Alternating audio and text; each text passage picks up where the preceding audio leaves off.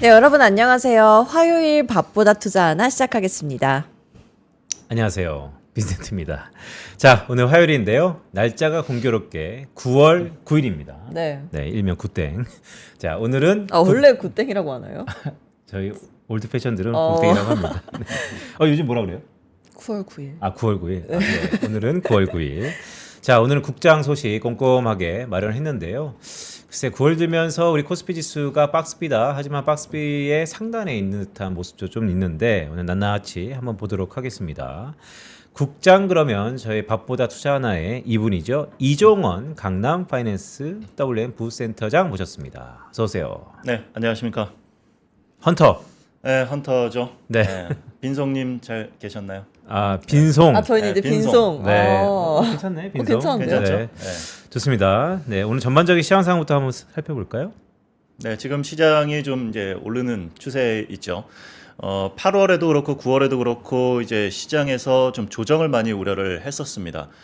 특히나 이제 9월은 하락한 때가 더 많았다는 그런 데이터가 있기 때문에 더욱더 우려를 했던 시장이었지만 이 우려를 무색해 하면서 지금 시장이 상승을 하고 있습니다. 이 원인에는 이제 기준금리 인하, 미국의 기준금리 인하에 대한 그 기대감이 좀 작용을 많이 하고 있다고 보시면 될 것 같고요. 특히나 이제 제롬 파월 연준 의장이 이제 잭슨홀 미팅에서 거기서 이제 발언을 좀 했죠. 고용이 수요와 공급이 이제 동시에 내려가고 있어서 이것들이 이제 균형이 지금 맞춰져 있는데 조금만 이제 틀어지더라도 상당히 이제 고용 충격이 올 수도 있다. 그렇기 때문에 금리를 인하해야 될 것 같다는 이제 뉘앙스를 상당히 비췄습니다. 그래서 지금 시장이 굉장히 이제 그 기준금리 인하에 대한 기대감을 상당히 키우고 있는 거고요. 네. 페드와치에 따르면은 기준금리 베이비 스텝, 그러니까 25bp 인하할 확률이 이제 90% 그리고 빅 스텝 50bp 인하할 확률이 이제 10% 정도 됩니다. 그 정도로 많이 올라간 상황이고 그렇기 때문에 기준금리 인하는 이제 기정사실화됐다라고 보시면 될 것 같습니다. 그럼 몇 차례 정도 인하할 걸로 예상하세요? 원래는 2회 정도 인하할 거라고 다들 네. 예상을 하고 있었잖아요. 저희 하우스에서도 다 그렇게 예상들을 많이 하고 있는데 네. 1회 아니면 2회라고 저는 보고 있어요. 3회까지는 좀 힘들 것 같고 네. 그리고 그 제롬 파월 연준 의장 그 밑에 이제 부의장 있잖아요. 부의장은 또 3번 연속 내릴 거다라고 얘기를 했었어요. 그렇지만 괜히 이제 기대감을 좀 많이 키우는 것 같고요. 또 네. 금융시장은 원래 이제 좀 오버해서 생각하는 경향들이 좀 있습니다. 기대감이 좀 많이 과하게 지금 작용이 되고 있다라고 보여지고 있고요. 만약에 이제 기준금리를 한번 인하하면서 연준 의장이 기자회견을 할 겁니다. 기자회견을 하면서 멘트를 할 텐데 여기서 어떤 말을 하느냐에 따라서 상당히 이제 시장이 갈릴 것 같아요. 그런데 제롬 파월 연준 의장이 기존에 계속했던 얘기들, 데이터 디펜던시 하겠다는 얘기를 당연히 할 것 같고요. 네. 만약에 조금 더 빠르게 내리겠다는 뉘앙스를 좀 비추게 된다면 시장은 그러면 경기가 진짜 안 좋은 건가? 라는 생각을 할 수가 있습니다. 네. 과거에도 사실 이 기준금리를 빠르게 연속적으로 인하했을 때 그 이후에 바로 리세션이 오고는 했거든요. 자료를 좀 보시겠는데 여기 이제 리세션이 왔던 시기가 이제 음영으로 좀 표시가 되어 있고요. 네. 그리고 기준금리 이제 차트입니다. 그래서 기준금리가 쭉 인하됐을 때 이제 IT 버블이 꺼졌을 2000년대 초반 그리고 2008년 금융위기 당시 그리고 2020년에 이제 코로나가 있었을 당시 이렇게 해서 이제 기준금리가 상당히 빠르게 인하가 된 것을 볼 수가 있습니다. 그렇기 때문에 정말 우리 경기가 안 좋은 것인가라는 그런 의심을 가지게 만들 수가 있고요. 네. 반대로 뭐 한 번 인하하고 또 데이터 디펜던시 하면서 굉장히 천천히 내리겠다는 뉘앙스를 또 주면 그러면 또 우리가 기대했던 것과는 또 다른데 하면서 또 실망 매물이 나올 수가 있습니다. 그렇기 때문에 저는 이제 FOMC가 변곡점으로 좀 보고 있는데 그 이후에 조정을 받을 가능성이 조금 더 높지 않을까. 아, 그래요? 개인적으로 좀 보고 있습니다. 그러면 저는 이게 하이라이트 같은데. 그러니까 9월 FOMC를 바라보면서 우리 장 잘 밀리지 않고 있고 네. 결국 시장의 핵심 뜨거운 감자는 기준금리 인하잖아요. 네. 그런데 이정환 부센터장님이 봤을 때는 9월 FOMC 이후에는 오히려 시장이 네. 쉴 수 있다. 그렇습니다. 지금까지 그 기대감 때문에 올랐기 때문에 그 이후에는 쉬어갈 가능성이 저는 조금 더 높다고 개인적으로 보고 있고요. 그리고 특히나 이제 다음 달에 우리 또 이슈가 있잖아요. 추석이요. 한가위. 네. 그렇습니다. 네.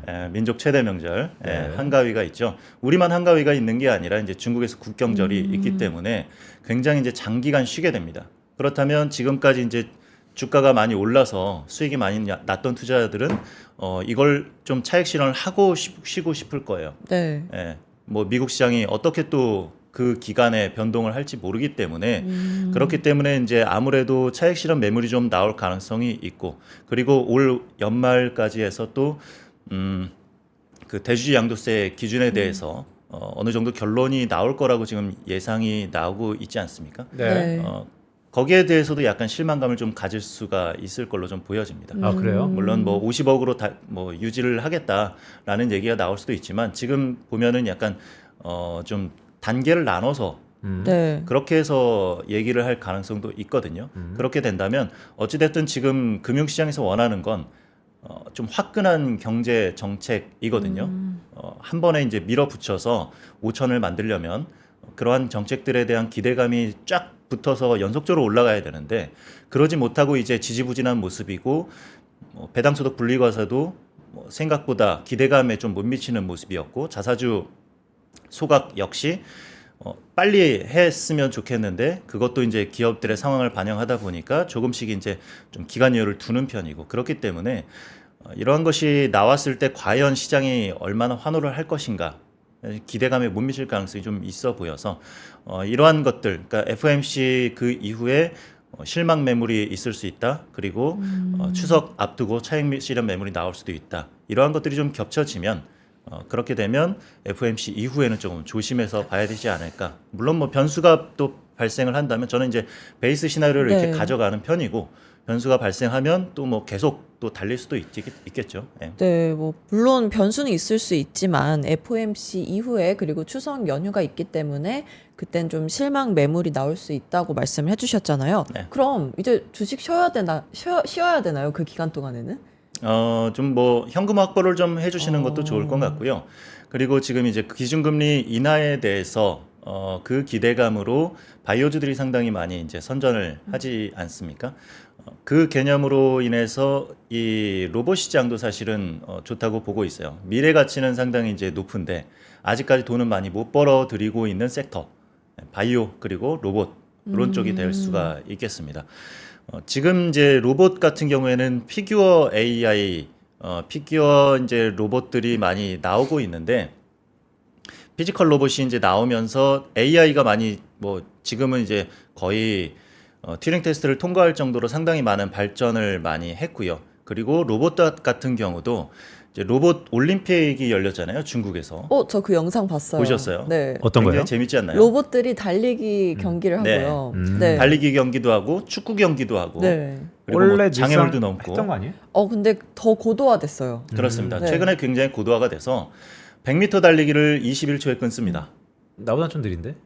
여성보단 빠르죠. 네. 웬만한 여성과 뭐 비슷한 수준의 100m 달리기 실력을 가지고 있고 네. 1.5km 몇 분에 뛰십니까? 1.5km 뛰어본 적이 네. 없는데? 뛰어야 되나? 1.5km. 오. 네. 1.5km를 10분 로봇이 걸려요? 이제 6분 오. 6분 30초 정도에 좀 뜁니다. 빠르네요. 네. 그 정도면은 상당히 이제 인간 정도의 수준이라고 보시면 되겠어요. 그 정도로 이제 로봇의 그 피지컬이 굉장히 이제 실력이 많이 올라왔다라고 보시면 될 것 같고요. 실제로 지금 그런 로봇들을 살 수가 있습니다. 팔고 있어요. 정말요? 제 네이버에서만 검색을 해도 그래요? 가격이 어느 정도예요? 나옵니다. 제가 이제 자료를 좀 준비했죠. 제 주변에서 네, 화면을 로봇 갖고 보시면 있는 친구들이 없는데. 가격이 좀 있으니까요. 네, 있어요, 화면을 좀 주변에? 보여주시죠. 아직 화면을 없어요. 보여주시면 네. 여기 이제 유니트리에서 중국에 이제 가장 많이 이제 성장을 하고 있는 그런 기업이죠. 유니트리에서 나온 G1 로봇이 3천만 원대, 그리고 최신형 로봇이 이제 H2인데 이게 3억대, 그리고 로봇 강아지가 있습니다. 로봇개 이게 500만 원대 형성이 되어 있습니다. 그러니까 뭐 500만 원 주면 한 이제 로봇개 사가지고 좀 가지고 놀 수가 있겠죠. 네. 네, 이 3천만 원, 3억 원 이건 조금 아직은 접근성이 떨어지네요, 가격대가. 뭐 좀 주식으로 좀 번 다음에 아, 네. 그런 다음에 하면 되니까 이게 제가 영상을 하나 준비를 했었는데 네. 잠시만요. 야, 내 주변에 왜 로봇을 갖고 있는 사람이 없지? 이게 상용화가 언제부터 된 거예요? 이게 정확히 언제부터 됐는지는 뭐 어. 체크를 못 해봤습니다. 지금 네이버에서 지금 바로 살 수 있는 거예요? 제가 예전에 이제 나왔다는 얘기를 들었어서 네. 그래서 혹시나 지금 살 수 있나 하고 검색을 해봤더니 이렇게 가격표랑 이제 해외 직구 서비스 하는 업체들에서 이제 하더라고요. 이거 하나 뭐 롯데몰에서도 롯데온몰에서도 어. 살 수가 있고요. 아니 뭐 필요하면 회사에서 하나 사라 그럴까? 네, 하나 사달라고 하시죠. 네. 네. 여기 영상을 한번 보시겠습니다. 화면 한번 보여주시면 유니트리 이제 G1, 그러니까 한 3천만 원대면 살 수 있는 건데 네. 이것을 한번 보시게 되면은 네. 아, 네. 네, 영상이 아직 뭐 플레이가 안 되고 있는데 제 자료 화면 한 번만 띄워주시면 될 것 같아요. 네. 제가 전체 화면을 지금 하고 있는데 근데 이게 생각을 해보면 음. 로봇인데 AI까지 탑재가 됐다고 하면 좀 무서울 것 같기도 해요. 그러니까 무서울 네, 것 같긴 한데. 그렇습니다. 네. 좀 무서울 수도 있죠. 사실은 인간의 네. 뇌가 약간 표정 변화에 대해서 되게 민감하게 받아들이는데 그 표정 변화가 조금만 좀 어색하면 약간 엄청난 이제 두려움이라든지 거부감을 네. 많이 느낀다고 합니다. 그렇기 때문에 뭔가 이제 좀 잘 만들어서 가야 돼요. 그거 근데- 아닌가요? 불편한 골짜기 같은 네, 느낌 맞습니다. 아닌가요? 지금 네네. 자료 화면이 다시 이제 나올 것 같은데 네. 한번 보여주시면 이게 이제 G1입니다. 어떤 걸 할 수 있냐면 헐. 보시죠. 와. 자 이제 쿵푸를 할 수 있고 발차기 되게 자연스러운데요. 굉장히 움직임이? 자연스럽죠. 이것뿐만 아니라 사실 이제 물구나무도 설 수가 있어요. 다른 영상에서 보시면 와. 그리고 한 대 쳐도 이렇게 넘어지지가 않고요. 네, 이 정도. 여기까지 이제 보도록 하겠습니다. 저보다 나은 것 같은데요. 그렇죠. 네. 근데 이게 사이즈가 한 120, 130cm 정도예요. 그 정도면 사실 그렇게 무섭진 않아요. 조금 하니까 뭐 내가 이길 수 있을 것 같고 만약에 이거를 2m로 만들었다고 생각을 해보세요. 네. 네. 무섭지 않겠습니까? 무서워요. 웬만한 남자들도 쫄 이렇게 되겠죠. 네. 네, 그렇습니다. 근데 이런 것과 이제 이게 이제 조금 더 발전을 했을 때를 그린 영화가 있습니다. 엑스마키나라는 영화가 있는데요. 언제 나온 영화예요? 이게 이제 2015년에 나왔던 영화입니다. 한 10년 됐죠? 네, 그렇습니다. 혹시 보셨나요? 저는 안 봤습니다. 네, 이거 저- 아는 사람 별로. 네, 이거를 제가 예전에 비행기에서 봤던 것 같은데. 아, 그러세요? 네. 이게 예전에 개봉을 했을 때 전 세계 이제 뇌과학자들의 필수 이제 봐야 될 영화다라고 얘기가 나왔었어요. 이게 이제 튜링 테스트를 하는 건데, 앨런 튜링이 이걸 튜링 테스트를 만들었는데, 앨런 튜링이 과거에 세계 제 2차 세계 대전을 거의 종식시킨 인물이죠. 이제 영국의 수학자인데 독일의 암호를 해독을 해서 그래서 이제 연합군의 승리를 이끌었던 인물이 만든 겁니다. 이 튜링 테스트를 하는데 여기에 보이는 이제 좀 털복숭이 좀 이분이 이제 그 일론 머스크나 제프 베이조스 같은 그런 IT 거물이고요. 그리고 가운데 있는 사람이 이제 직원입니다. 그 회사에. 그리고 왼쪽이 이제 AI 로봇인 거고요. 이제 약간 밀림 같은 데다가 별장을 좀 져놓고 테스트를 합니다. AI 로봇을 가지고 이제 테스트를 하는데 이게 이 감정을 느끼느냐 아니면 진짜 감정이 있느냐 느끼는 척을 하는 것이냐에 대해서 테스트를 하게 됩니다. 일단 튜링 테스트라는 건 이제 벽을 세워두고 이제 원래는 진행을 하는 거예요. 이제 벽 건너편에 있는 게 대화를 해봤을 때 사람이냐 아니면 로봇이냐를 맞추는 뭐 이런 건데 사람인지 착각해버리면 이게 이제 튜링 테스트 통과를 하게 되는 겁니다. 바로 이런 테스트인데 여기서는 이제 얘가 감정을 가지고 있느냐에 대한 테스트를 하게 되는데 나중에는 이 직원이 너무나 이제 얘가 또 인간 같고 서로 사랑의 감정도 약간 느끼고 이제 하기 때문에 네. 나중에 자기의 팔을 그어봅니다. 나도 로봇 아니야? 하고 그 정도로 로봇이 엄청나게 이제 발전을 금방금방 이제 해서 하게 된 거죠. 그리고 나서 뭐 더 얘기하면 이제 스포가 되기 때문에 여기까지 네. 얘기할 텐데 이제 마지막 쪽을 가면은 그렇습니다. 이 에이바란 이 AI 로봇이 혼자서 인간 세상에 나옵니다.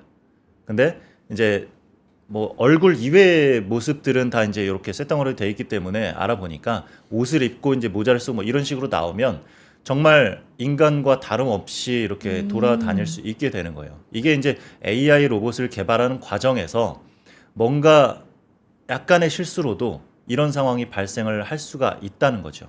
예, 지금 이 순간에도 누군가가 어떤 로봇이 우리 사이에 섞여서 예, 혹시 제 빈센 옆에 한번 아, 제 제가 옆에 한 분이- 역할이 이제 네. 로봇 역할이군요, 오늘. 네. 빈센님이 좀 머리가 좋잖아요. 네. 예, 굉장히 똑똑하고 아는 것도 굉장히 많으니까 뭐 IQ 한 210 정도 되지 않나요? 네, IQ 120도 안 됩니다. 네, 그렇습니다. 그래서 좀 무서운 세상이 좀 올 수도 있다. 예, 보고 있습니다. 네. 근데 아까 그 벽 너머에 있는 사람과 대화를 했을 때 사람인지 로봇인지를 맞춰보고 사람이라고 느끼면 튜링 테스트를 통과하는 거라고 하셨잖아요. 네, 그렇습니다. 그럼 이 튜링 테스트를 통과하면 인간처럼 될 수 있다는 건가요? 예전에는 이제 그 튜링 테스트를 통과하면은 싱귤레리티, 즉 이제 특이점이 넘어선다라고 이제 보고 있었어요. 화면을 좀 보시겠는데, 싱귤레리티는 이제 기술적 특이점이죠. 이제 인공지능이 인간의 지능을 훨씬 초월해서 스스로 개선하고 발전해서 인간을 훨씬 더 앞질러가는 그런 수준입니다. 근데 과거에는 튜링 테스트를 통과하면 싱귤레리티가 온다라고 받아들였었는데, 실제로 우리가 오픈 AI를 통해서 개발을 하다 보니까 이게 꼭 그렇지만은 않은 거예요. 언어적 능력과 그리고 다른 능력을 또 결합하는 능력, 이런 거 부분에 있어서는 아직까지는 부족한 부분이 많기 때문에 지금 현재 언어적 능력은 거의 이제 튜링 테스트를 통과할 정도의 실력이 됐다라고 사람들이 얘기를 많이 하고 있는데, 아직까지 이제 싱귤레리티가 오지는 않은 그런 모습인 거고요. 하지만 이게 속도가 굉장히 빨라지고 있는 게 약간 두려운 시점이긴 합니다.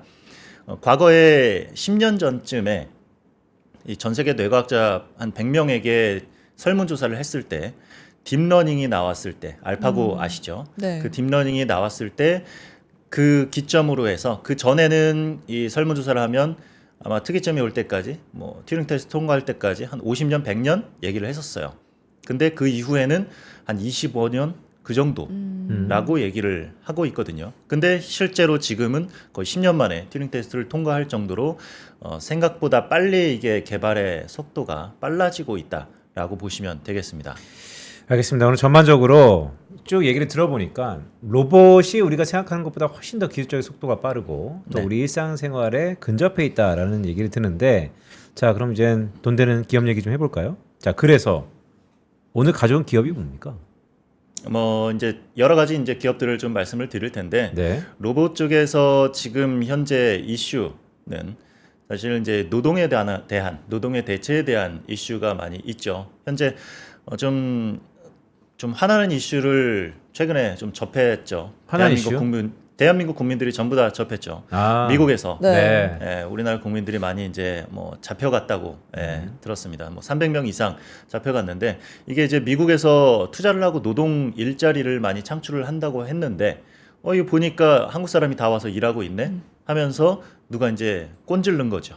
예, 그래서 이제 신고를 접하고 이거를 이제 단속을 하게 된 건데, 사실 좀 화나는 게 이런 일이 있으면 좀 언지를 좀 미리 해주던가. 네. 우리 우방국 동맹국 아닙니까? 근데 이런 식으로 갑자기 확 잡아들인다는 거는 이거는 뭐 굉장히 이제 좀 화나는 일입니다.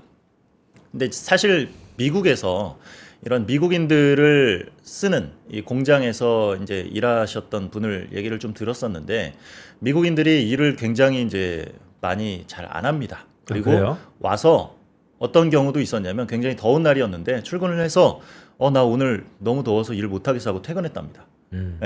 이런 경우도 있다고 해요. 그 정도로 상당히 이제 컨트롤하기가 상당히 어렵습니다.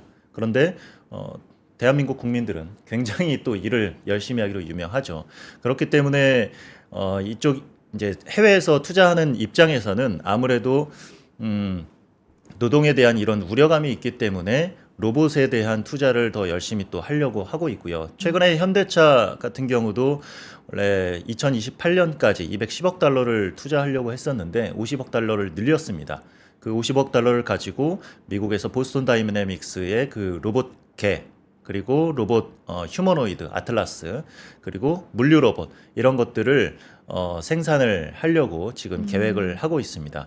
그리고 국내에도 이슈가 있죠. 이제 노란봉투법 통과되고 나서 이제 파업이 좀 많아졌다라는 기사들이 많이 나오고 있습니다.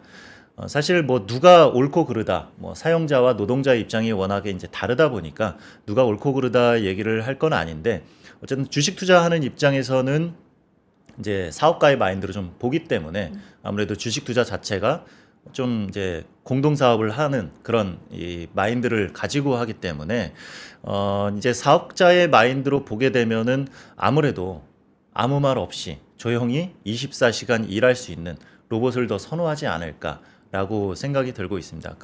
그리고 이제 미국 그 이제 테슬라의 일론 머스크도 말을 했죠. 테슬라의 기업 가치의 80%가 옵티머스가 될 것이다라고 말을 했습니다. 네. 그 정도로 지금 이제 이 로봇에 대한 대체 수요 이런 것들이 굉장히 많아지고 있는 상황이라고 보시면 되겠습니다. 노란봉투법 이후에 우리 국장에서의 로봇이 상당히 테마가 좀 됐는데 네. 이종원 부센터장님 말씀을 쭉 주시면 그러니까 이제 로봇이 인간의 노동력을 대체하는 시대가 이제 오고 있죠. 그렇다면 다양한 업체들이 있습니다. 어떤 업체는 뭐 때문에 봐야 되고 네. 어떤 업체는 뭐 때문에 봐야 되고 이렇게 구분할 수 있는 건가요? 일단은 국내에서 뭐 이렇게 이익을 많이 내고 막 그런 업체들은 많이 없습니다. 하지만 이제 어떤 면을 봐야 되는지 제가 좀 생각을 해보면 아무래도 대기업과 같이 하는 대기업의 지분 투자가 있다거나 아니면 대기업과 협업을 하는 업체들이 좀 유리할 것으로 좀 보여지고 있습니다. 네. 자료를 한번 보시겠는데요. 대기업과 현재 뭐 하고 있는 업체들을 좀 정리를 좀 해봤습니다. 레인보우 로보틱스가 다들 아시다시피 삼성전자 35% 보유를 하고 있고요. 그리고 클로봇이 이제 현대 보스턴 다이내믹스와 파트너십을 맺고 있는 상황이고 이제 시메스가 SK텔레콤이 6.6% 보유하고 있고 쿠팡의 투자도 받은 적이 있습니다. 그리고 로보티지 로보스타 엔젤로보틱스가 LG전자에서 투자를 받았고 뉴로메카는 이제 포스코에서 100억 투자를 받았고 이렇게 해서 굉장히 이제 많은 업체들이 대기업과 같이 하고 있습니다. 이런 업체들 중에서 이제 고르시는 게 좀 더 유리할 것으로 좀 보여지고 있고요.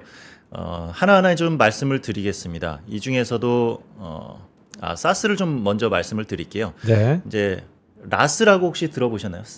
사스는 아니면 사스. 네. 뭐 우리 경작에서도 많이 배운 프로그램 중에 하나이기도 한데 사실 라스는 뭐예요? 이제 사스는 이제 소프트웨어죠.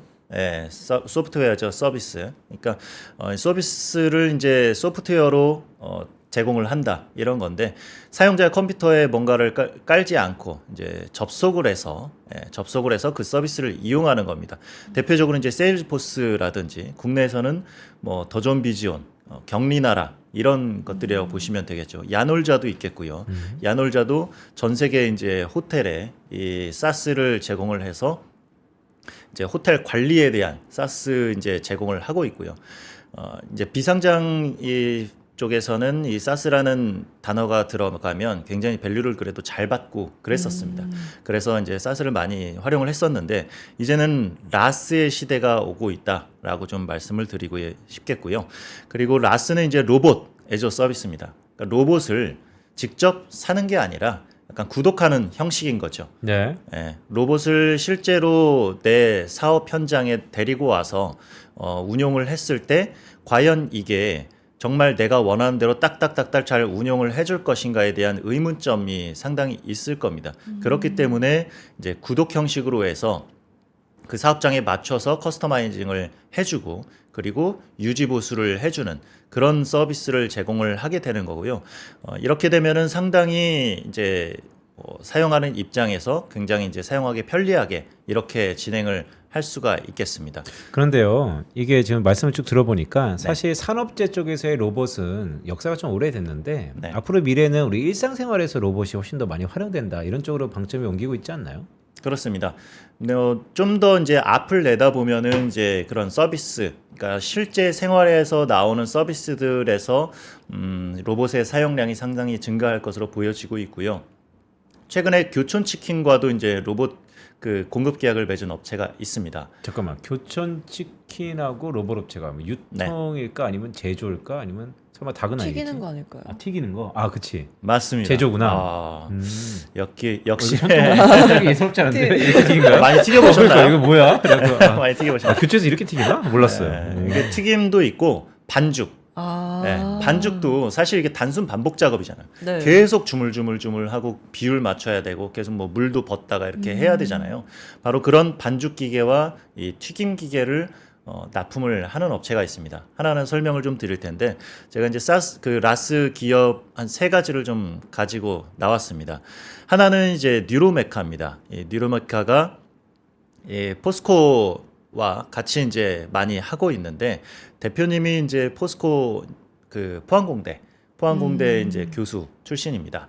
그래서 굉장히 이제 기술력과 이런 그 난리지와 이런 것들이 굉장히 뛰어난 업체인데 약간 이제 저는 이제 투자를 할 때 대표님들을 많이 본다고 말씀드렸잖아요. 네. 근데 교수님들이 운영하는 이제 그런 이 사업체의 좀 특징이 있어요. 기술력이 굉장히 좋고 굉장히 딥하게 이제 특허도 많이 가지고 있고 이렇게 한데 사업적인 능력이 그렇게 뛰어나진 않아요. 아, 약간 일반적으로. 학자 쪽이. 그렇습니다. 그러니까 좀 IR을 막 엄청 잘한다거나 막 이런 스타일이 아닌 경우가 좀 많습니다.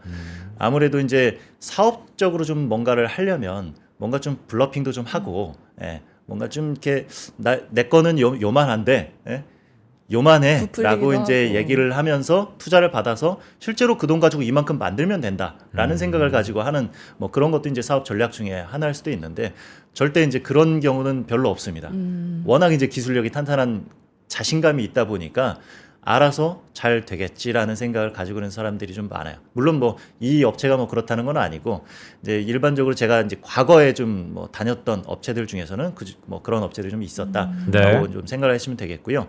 이 업체 같은 경우에는 이제 포스코와 이제 맺어서 진행을 많이 하고 있고 그리고 교촌치킨과도 이제 아까 말씀드렸던 그런 로봇들 제공을 하고 있고 현대산업중공업에도 용접 로봇을 제공을 하고 있습니다.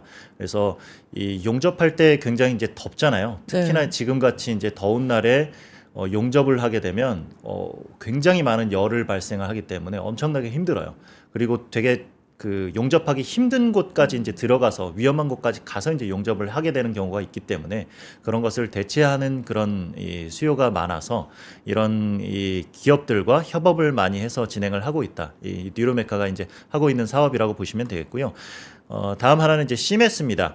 여기는 이제 쿠팡 투자도 받았었고 쿠팡과 이제 물류 솔루션 협업을 맺어서 하고 있고요.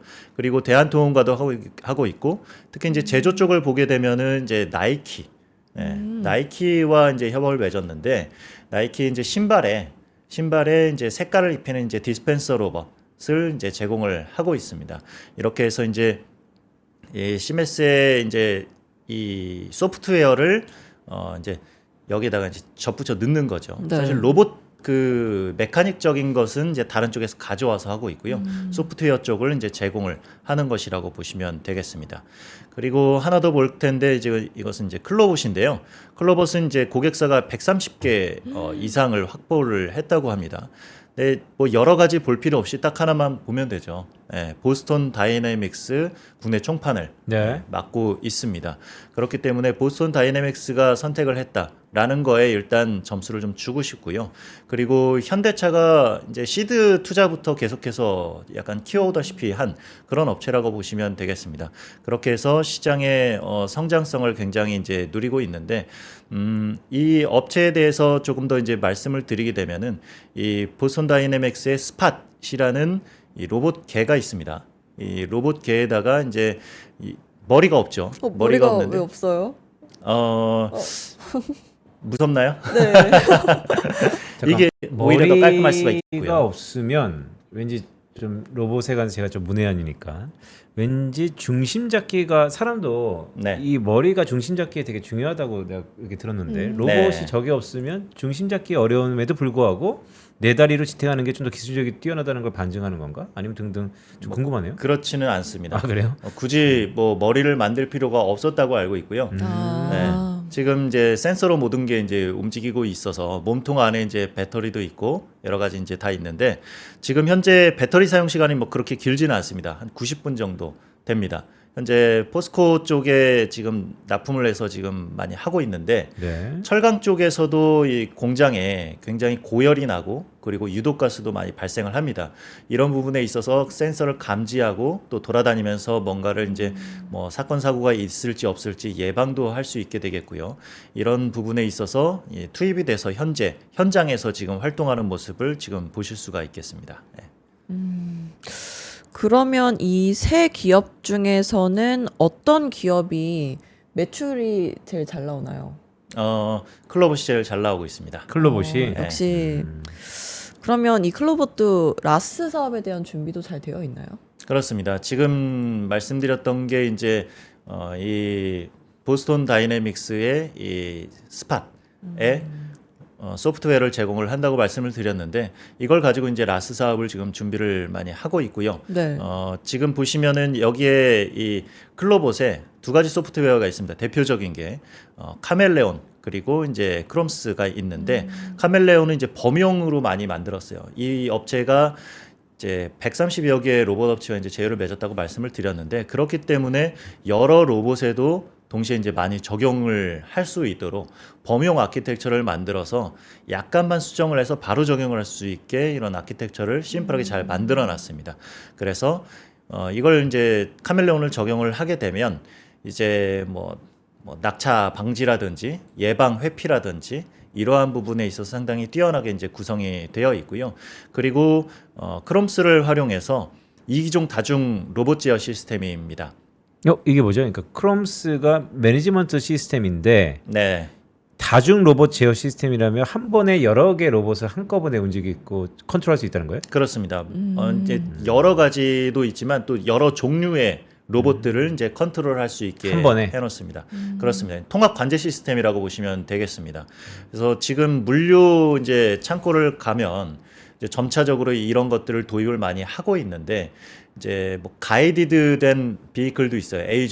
AGV라고 해서 그거는 네. 이제 바닥에다가 이제 선을 이렇게 깔아놓고 그 가이드대로 이제 움직여서 물류 로봇이 이제 왔다 갔다 하게 만드는 그런 로봇이고 AMR이라고 있는데 이거는 이제 좀 더 자율주행 할 수 있는 좀 워낙에 이제 이 여러 가지의 선택의 폭이 높겠죠. 그렇게 자율주행하면서 돌아다니면서 이제 할 수 있는 그런 로봇들이 있는데 이거 같은 경우에는 이제 그런 자율주행 이송 로봇 AMR 로봇을 여러 가지 이제 동선을 부딪히지 않게 최적화된 동선을 짜줘서 할 수 있게 이렇게 만들어놨습니다. 그렇기 때문에 물류로 그 창고에 굉장히 많은 로봇이 있다고 해도 이 업체의 이제 크롬스가 이제 컨트롤을 할 수 있게 되는 거죠. 그리고 여러 가지 종류의 로봇들이 있다고 해도 여기서 다 컨트롤이 될 수 있게 이렇게 지금 구성을 하고 있습니다. 그러니까 뭐 간단히 말씀드리면 바둑판식으로 네. 레일을 깔아갖고 일률적으로 네. 오와이어를 맞춰서 하는 것이 있고 아니면 자율주행으로 그때그때 판단해서 하는 것이 있는데 그게 용도나 아니면 활용도에 따라서 완전히 좀 장점과 단점이 좀 나누겠네요. 그렇습니다. 일단은 아무래도 자율주행으로 하는 것들이 좀 더 자유도가 많기 때문에 지금 현재 기존의 AGV보다 조금 더 이제 좀 더 발전된 형태라고 보시면 될 것 같고요. 그리고 이제 지금 이제 이 물류 창고에서 조금 더 이제 진화된 형태로 많이 가려고 하고 있습니다. 아무래도 지금 현재 서비스 로봇 같은 경우에는 지금도 좀 뭐 안내 로봇, 청소 로봇 이런 것들은 많이 돌아다니고 있잖아요. 네. 그런데 여기에 대해 있어서 뭐 대수가 이렇게 막 폭발적으로 늘거나 그러지는 않고 있습니다. 다만 물류 창고에서는 사실 단순 반복 작업이 많기 때문에 거기에 대해서 필요성이 굉장히 많이 이제 필요도가 높이 올라가고 있기 때문에 여기에 대해서 물량이 대규모로 들어갈 가능성이 높아지고 있습니다. 현재 대형 이제 물류 업체들도 최근에 이제 투자를 많이 이쪽으로 늘린다는 얘기들이 속속들이 이제 들리고 있는 상황입니다. 네, 아까 보여주신 장표에 보면 그 5개년 주요 성과에서 2019년부터 표가 나와 있는데 네. 클로봇이 그럼 이때부터 사업을 시작한 건가요? 아니면 그 전에도 사업을 하고 있었던 건가요? 한 2017년도부터 이제 17년 이요? 사업을 했는데요. 생각보다 이제 사업을 한지는 오래되지는 짧네요. 않았습니다. 그런데 이제 빠르게 이렇게 올라온 데에는 대표님이 이제 전략이 좀 이쪽으로 작용을 많이 했어요. 사실 이제 휴머노이드 로봇의 소프트웨어도 개발을 할 수 있었는데 아무래도 휴머노이드가 실생활에서 돌아다니기에는 아직은 좀 네. 이르다라고 생각이 좀 들어서 그래서 이제 뭐 청소 로봇이라든지 아니면 이제 안내 로봇이라든지 이러한 부분을 많이 이제 얘기를 했던 거고요. 자료를 보시면은 이제 나올 텐데 이제 습식 청소 로봇, 건식 청소 로봇 이런 것들 저기 인천 공항에 혹시 가보시면 네, 아. 있죠. 네, 돌아다니는 거, 네. 네, 바로 그겁니다. 네, 환자로 이루어세요. 네, 그렇습니다. 하나원에 어디 있습니까? 뭐 등등 뭐 그런 거 있죠. 안내하고 이제 뭐 화장실 LG 전- 어디입니까? 뭐 등등. 그렇습니다. LG전자의 클로이 로봇도 얘네가 이제 했고요. 그리고 이제 물류 로봇도 지금 하고 있고 창고 관리 시스템에 대해서 정확한 이제 서비스를 하고 있는데 이제 아무래도 이제 휴머노이드는 아직 멀었다. 그래서 이쪽에 빨리 들어가 선점을 하자라고 네. 해서 이쪽을 중점적으로 해서 지금 이제 빠르게 성장을 했던 거고요. 매출이 다른 비슷한 업체에 대비해서도 좀 높은 게 이런 부분에 있어서 선정을 빨리 했던 이 이력이 있어서 그런 것으로 좀 파악하고 있습니다. 클로버 홈페이지 가서 제가 지금 안내 로봇은 일상에서 많이 봤는데 저도 네. 청소 로봇이 있는데 약간 우리가 그냥 로봇 청소기처럼 납작해서 하는 게 아니고 약간 높이가 있네요. 네, 그렇습니다. 뭐 길거리에 이제 납작한 게 돌아다니면 밟겠죠. 그리고 차겠죠. 그리고 이제 좀 약간 좀 커지면 배터리도 더 많이 넣을 수 있겠죠. 네, 그렇습니다. 그러니까 홈페이지 가 보니까 청소 로봇은 혼자 엘리베이터도 타네요. 그렇습니다. 엘리베이터 타고 엘리베이터도 미리 이제 컨트롤을 해서 그러니까. 미리 이제 예약을 해놓고 내가 도착할 타이밍에 1층에 딱 와줘 해놓고 가서 이제 타고 올라가고 하는 거죠. 네. 아, 우리 하나증권 본사 23층에 네, 거기도 있어요. 네. 아, 이해했습니다. 그리고 그 식당 가면 네, 요즘 서빙을 로봇들이 해주는 경우도 굉장히 많잖아요. 네 맞습니다. 그것도 이런 로봇인 건가요? 네, 맞습니다. 이 업체에서 하는 것들이 많다고 보시면 되겠고요.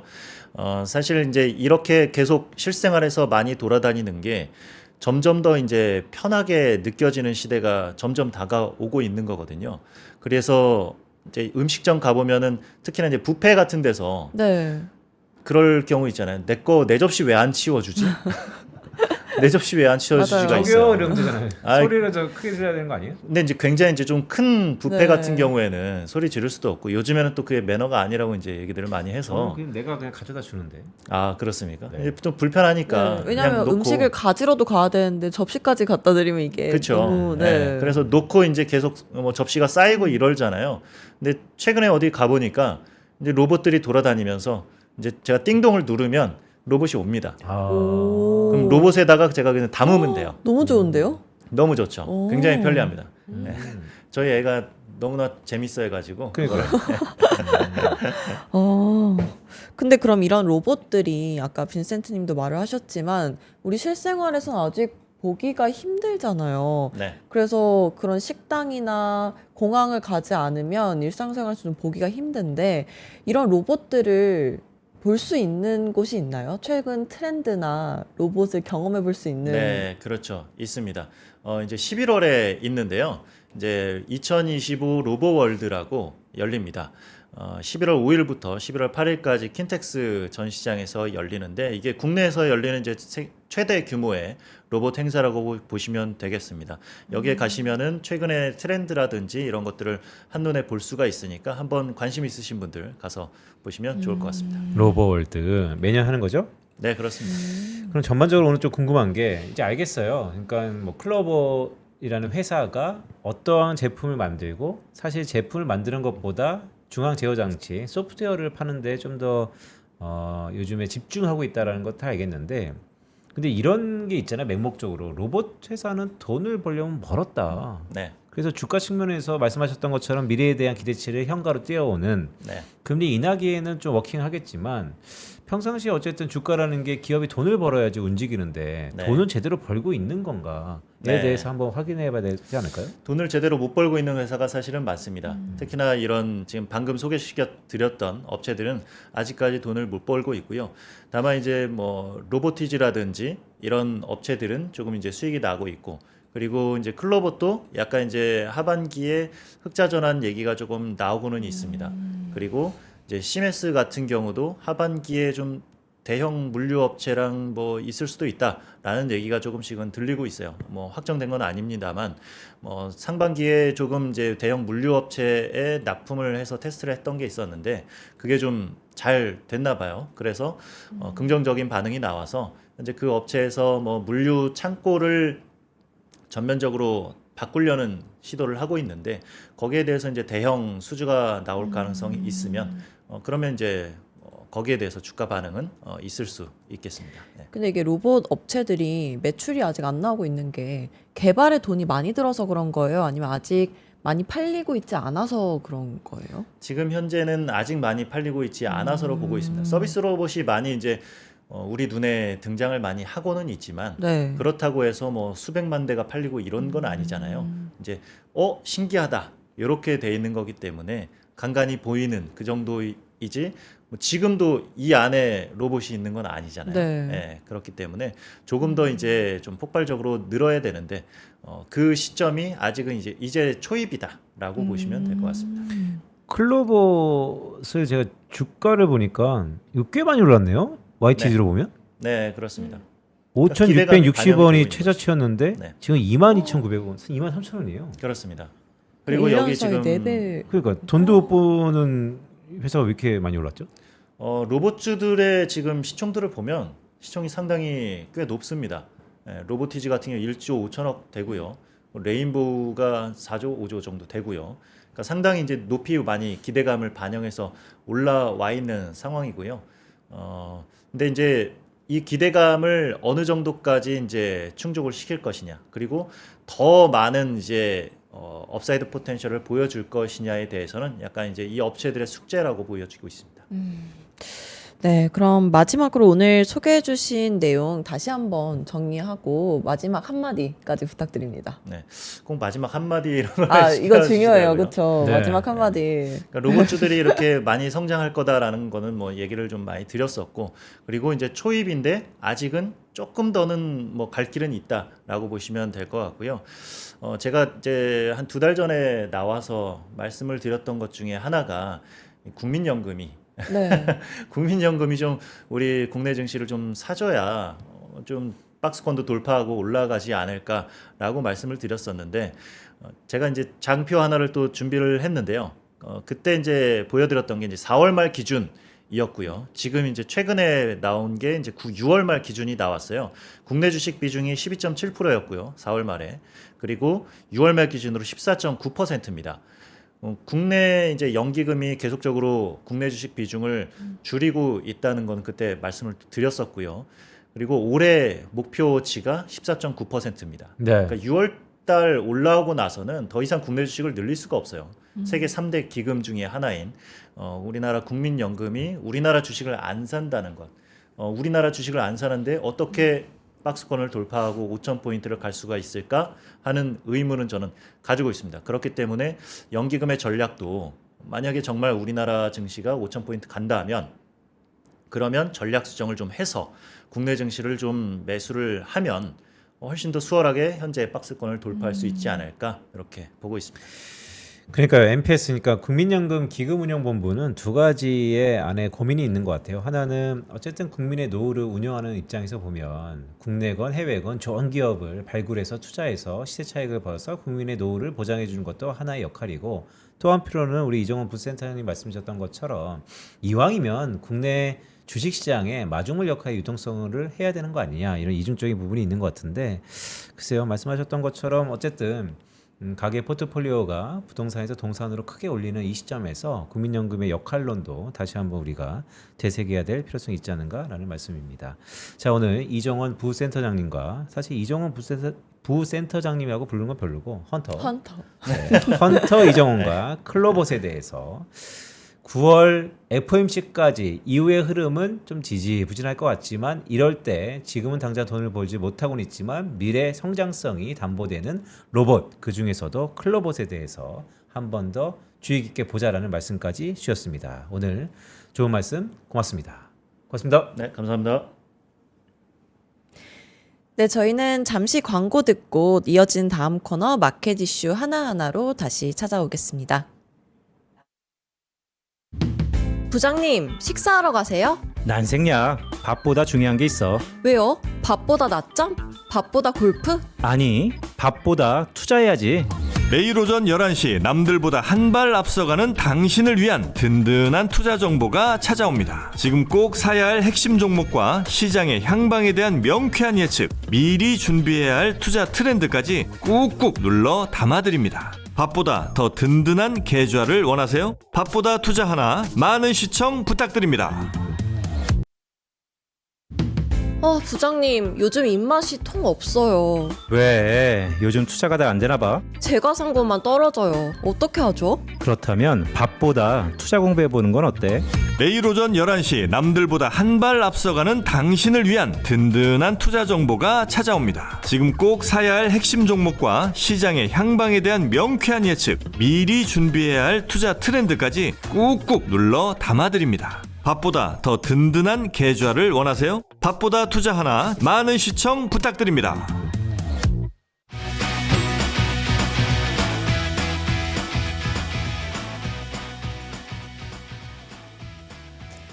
네, 마켓 이슈 하나하나 시간입니다. 지금 이 순간 시장이 어떻게 숨쉬고 있는지 유태우 PB와 함께 알아보겠습니다. 어서 오세요. 어서 오세요. 안녕하세요. 하나증권 유태우입니다. 유태우 PB 매주 화요일마다 오시는 분이죠.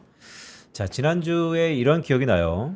9월 달에 어쨌든 분위기가 좋지 않습니다. 컨센서스가 조정장입니다. 그럼에도 불구하고 한번 봅시다라는 말씀 주셨는데 오늘 우리 장도 역시 편프. 네. 오늘도 가고 있네요. 네, 강보합 얘기했는데 오늘도 강보합 비슷한 분위기이긴 하네요. 자, 유태우 PB 전체적인 분위기 어떻습니까? 네, 코스피, 코스닥 한번 살펴보겠습니다. 코스피는 약 1% 정도 상승하고 있고요.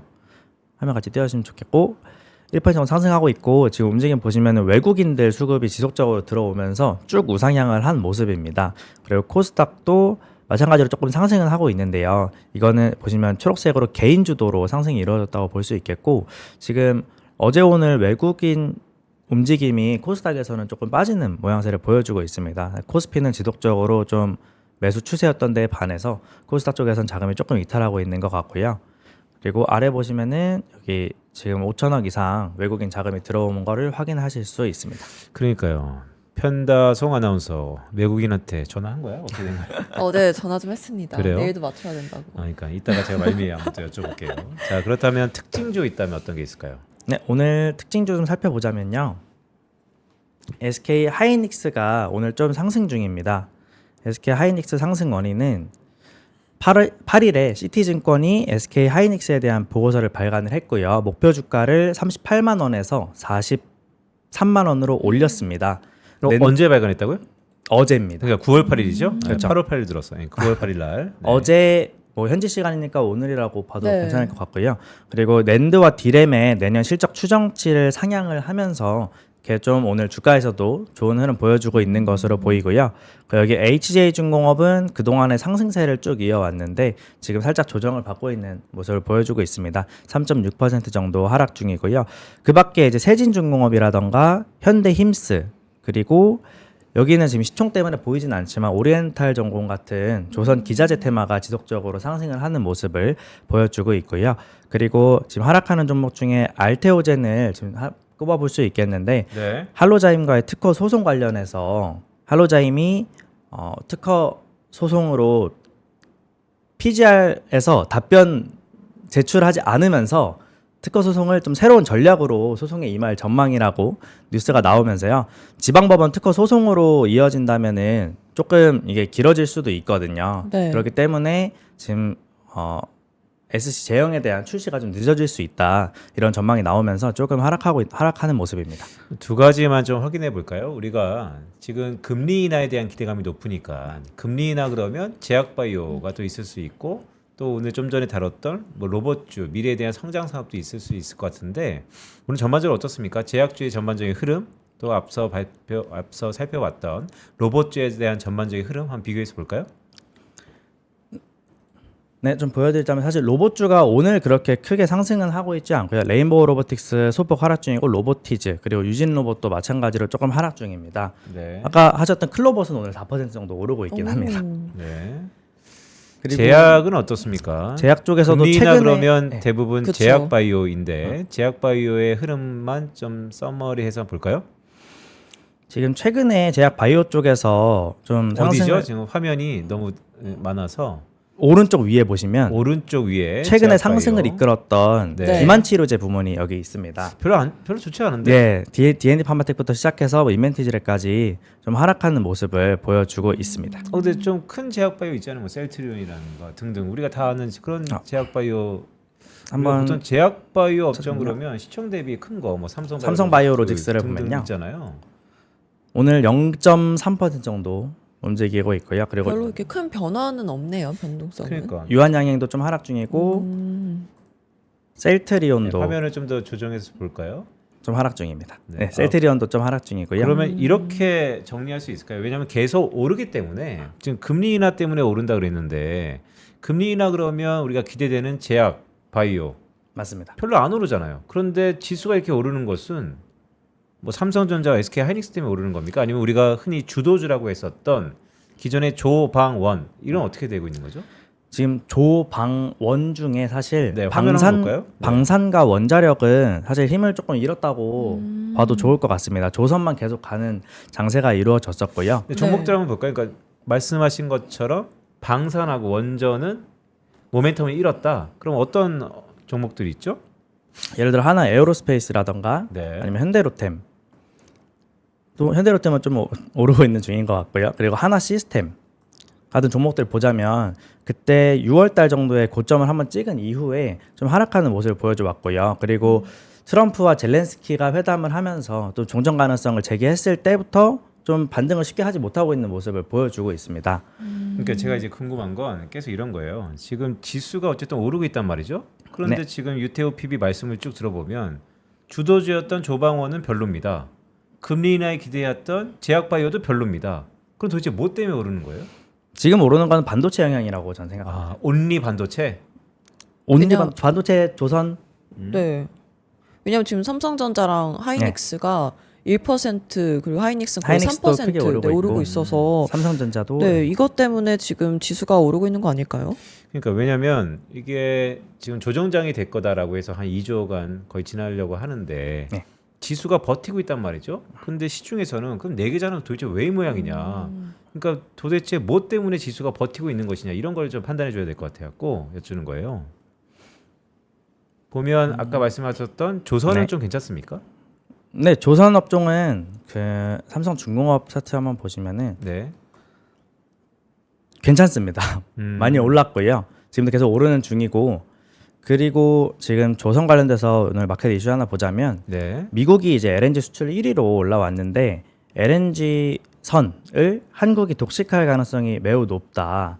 그러면서 오늘 날짜로 발간된 대신증권 조선 리포트에 따르면요. LNG 투자 프로젝트 최종 투자 결정 집행이 가속화되고 한국 조선소가 수주를 독식하는 구조로 LNG선 수주량이 25년도에 57척부터 시작해서 26년 105척, 27년에도 83척으로 전망이 된다는 뉴스가 나왔고요. 지금 25년 수주 대수가 좀 모자란 상태입니다. 그렇기 때문에 남은 기간 동안 수주가 좀 몰려서 나오지 않을까 이런 기대가 좀 있는 것 같고요. 네. 그리고 LNG선 관련해서는 사실 삼성중공업과 하나오션이 좀 대표되는 종목이라고 보실 수도 있겠는데 네. 하나오션 같은 경우는 방산 테마가 같이 좀 많이 껴서 일종의 거품을 좀 형성하고 있는 상태라고 보셔도 될 것 같습니다. 그렇기 때문에 이 LNG 선 이슈 관련해서는 삼성중공업이 좀 온전한 수혜를 받을 수 있지 않을까 그렇게 저는 기대를 하고 있고요. 네. 그리고 마켓 이슈 틀은 김에 여기부터 설명을 좀 한 번씩 드리자면은 네. 그 이재명 대통령이 단독회담에서 주식 양도세 대주주 기준을 상향 조정을 긍정적으로 검토를 하고 있다는 헤드라인 뉴스가 나왔습니다. 네. 아직 구체적인 내용은 작성되지 않은 상태로 제가 파악을 했었는데요.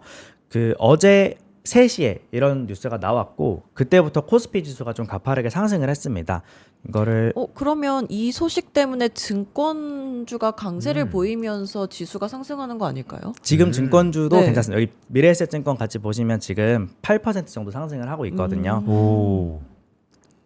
그리고 삼성증권도 오늘 3% 정도 오르고 있고 네. 또 대신증권? 증권주 전반적으로 좀 오, 강세를 보이고 있다고 보셔도 좋을 것 이쪽이 같습니다. 좋았네요. 그러니까요. 오늘의 네. 오전장을 정리해 보면 결국 저는 계속해서 지수가 왜 이렇게 오르지라고 보면 시총이 큰 삼성전자, SK하이닉스가 오르고 있고 나머지 금리 인하에 대한 기대, 제약바이오는 다 그냥 고만고만하고 아까 유태우 PB가 잘 말씀주셨던 것처럼 우리 주도주였던 것도 조방원도 좀 흐물흐물 힘이 빠지고 맞습니다. 오히려 증권주, 그러니까 전자전기, SK하이닉스와 증권주가 좋다. 현재는 반도체와 증권주가 좀 오르고 있는 모양새입니다. 네, 이렇게 오르고 있는 종목 그리고 하락하고 있는 종목들 쭉 살펴봤는데요. 아까 말씀해 주셨던 오전장의 이슈들 더 설명해 주시죠. 마지막 이슈는 당연히 미국 조지아주 배터리 공장 건설 현장에서 불법 체류자 단속과 한국인 대규모 구금이라는 문제가 있겠습니다. 이번에 네. 비자 이슈가 좀 발생을 했는데요. 네. 관광 비자로 일을 하고 있었다라는 게 좀 문제가 되었다고 보여지고요. 그리고 제 생각에는 그 미국에 있는 공장이잖아요. 네. 그러니까 약간 미국 정부에서 미국인들 채용해라라는 네. 움직임을 좀 보여준 거라고 생각합니다. 그리고 미국 측에서는 뭐 추방이라는 단어도 썼지만 우리나라에서는 뭐 자진 출국할 거다 이런 식으로 좀 언어를 순화해서 표현하고 있기도 하고요. 주가에는 그렇게 크게 반영되고 있지는 않고 저희 하나증권 리포트 내용에 따르자면 가동 시점이 이미 내년 하반기 정도였기 때문에 이런 이슈들은 좀 기간으로 보자면 단순 이슈로 지나갈 가능성이 높다고 평가를 하고 있습니다. 네, 그럼 이제 오후장 전략 세워보겠습니다. 오후에 주목해야 될 포인트 어떤 게 있을까요? 네, 저는 최근 주목해야 될 포인트로 당연히 미국의 금리 인하를 좀 봐야 된다고 생각을 하고요.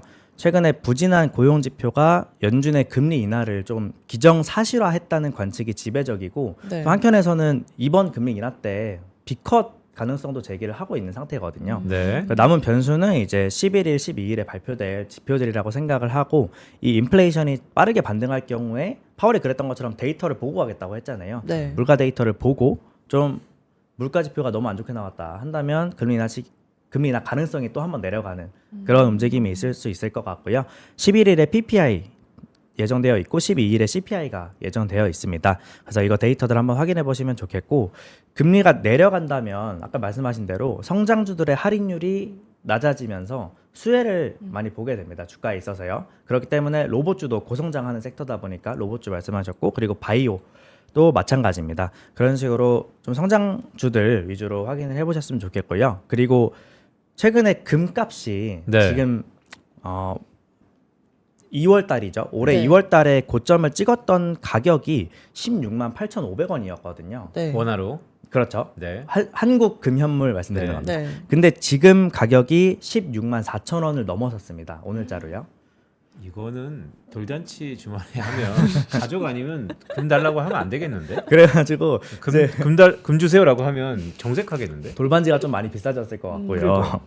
그리고 미국 채권이 매력이 하락하면서 달러 가치도 같이 하락하면서 국제금 가격도 지금 뭐 사상 최고치 돌파했다는 뉴스도 많이 나오고 있는 걸 보고 계시잖아요. 그렇기 때문에 금 투자도 한번 생각을 해봤으면 좋겠고 그리고 제가 저번 주에 알테오젠 관련된 이슈가 있는데 네. 네. 그 말씀을 드렸었습니다. 근데 그 이슈가 무슨 이슈인지 제가 그때 머리가 하얗게 돼서 까먹은 거예요. 네. 그래서 오늘 가져왔습니다. 어떤 건가요? 아, FDA 승인. 알테오젠의 SC 제형 FDA 승인이 9월 23일자로 예정이 되어 있습니다. 네. 그래서 이때 주가가 좀 크게 움직일 가능성이 있으니까요. 한번 같이 봐주셨으면 좋겠고 그리고 최근에 그 금리 인하 얘기가 나와서 그 같이 말씀을 드리고 싶었던 건 네. 그 이번 잭슨홀 미팅 때 그 BOJ 일본 우에다 총재가 그 금리 인상 사이클 재개를 시사하는 발언을 했습니다. 그러면요, 저희가 작년 8월 달에 사실 블랙먼데이를 경험을 했었잖아요. 그때 일본이 금리를 인상하면서 한번 전 세계 증시가 출렁였던 그런 경험이 있는데 이번에도 미국 금리 인하와 일본의 금리 인상이 만약에 겹치게 된다면 그때 얘기 나왔던 게 바로 엔캐리 트레이드 청산이거든요.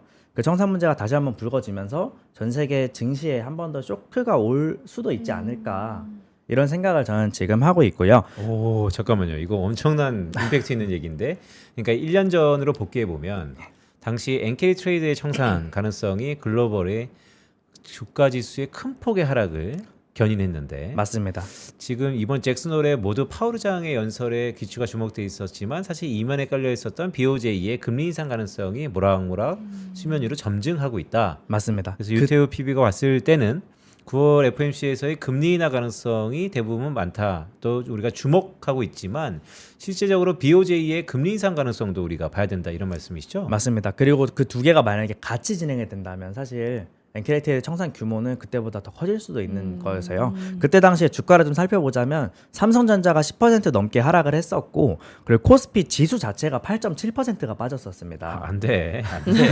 절대 안 돼요. 편프는 어떻게 된 거야? 절대 안 돼요. 그래서 그럴 수 그렇기 있다. 때문에 네. 혹시 지금 주식이 좀 불안하고 고점이 아닌가라는 생각이 드신다면 주식 많이 올랐잖아요. 네. 차익 실현 좀 해서 현금 가지고 있다가 만약에 그런 장세가 온다면 그렇게 현금 미리 마련해 두신 분들은 좀 웃을 수 있는 장이지 않을까. 왜냐하면 저희가 확인을 했잖아요. 그렇게 떨어지고 나서 네. 또 금방 회복을 한 거를 네. 경험을 했기 때문에 이번에 또 만약에 지금 고점에서 사시는 게 좀 망설여지신다면 그대로 현금 보유를 하시는 것도 좋은 전략이 될 수 있다. 아니면은 금으로 보유하시는 것도 네. 좋은 전략이지 않을까 그렇게 생각하고 있습니다. 혹시 은값도 확인이 되나요? 왜냐하면 우리가 금값이 이렇게 천정부지로 오를 때 상대 강도에 관련된 매매 전략이 있는데 금과 은은 완전히 성향이 다르지만 또 스프레드는 벌어졌다 좁혀졌다 하거든요. 그래서 금값이 이렇게 금과 은의 스프레드가 벌어지면 또 은값도 상대적인 매력도가 있지 않을까 이런 전략적인 기대도 있거든요. 은값은 최근에 어떻습니까? 은값 제가 한번 검색 한번 해보겠습니다. 네. 금이 이렇게 커지면 과거에 많이 따라갔으니까 은값이 좀 오르지 않을까라는 기대감도 뭐 왕왕 있는 것 같아서 한번 여쭤보는데 금, 은, 뭐 상대 강도, 스프레드 차이인 거죠. 은값은 뭐 고만고만합니까? 죄송합니다. 네. 은선물 가격 확인이 안 되겠습니다. 네, 알겠습니다. 아, 네네. 네, 시청자 여러분께서 네, 은 가격대에서 다음 주 한번 화요일에 다음 주 화요일에 제가 알려주시죠. 은 중심으로 한번 네, 준비를 네. 해오겠습니다. 알겠습니다. 네, 그럼 마지막으로 우장 투자 전략 한마디로 정리해 주시죠. 현금 보유 전략이 좋다, 금도 좋다 이렇게 하겠습니다. 현금 보유 전략이 좋다.